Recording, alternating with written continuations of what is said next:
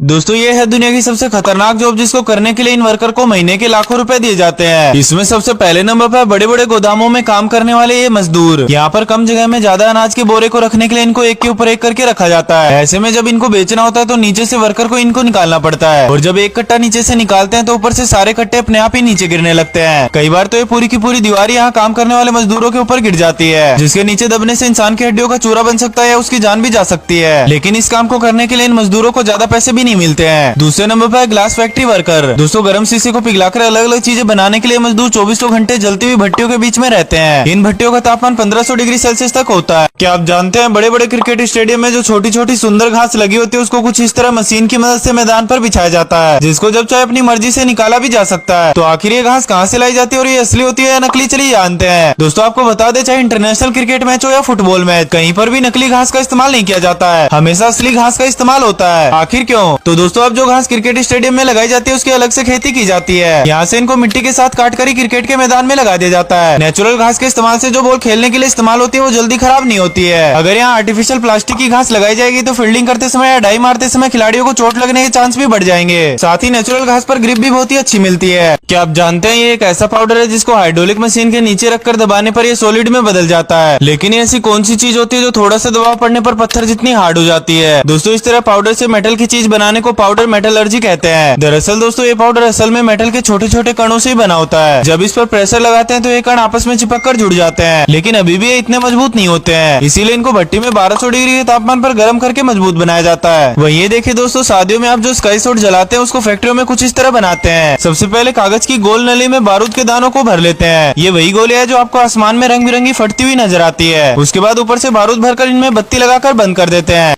क्या आप जानते हैं एक बड़ा जहाज पानी में कितना भी झुक जाए लेकिन फिर भी वो पानी में नहीं डूबता है, और सिर्फ लॉन्चिंग के समय रस्सी काटने पर वो इतनी तेजी से पानी में गिरता है कि लगता है पलट जाएगा। वहीं इसकी जगह एक छोटी नाव आसानी से डूब जाती है। आखिर क्यों, चलिए जानते हैं। दोस्तों छोटे जहाजों में ज्यादा वजन लोड कर देने से उसका वजन भी नहीं झेल पाते और पलट जाते हैं। कभी कभी तो इन नाव में इतनी ईंट भर देते हैं कि थोड़ी सी टक्कर से चंद सेकंडों में पानी में डूब जाते हैं। लेकिन बड़े बड़े जहाजों के तो डेक पर भी पानी भरने से नहीं डूबते हैं, क्योंकि ऐसे जहाजों में कई सारे खोखले चैम्बर बने होते हैं। अगर इनमें से किसी एक में भी पानी भर जाए तो भी दूसरे में पानी नहीं भर पाएगा।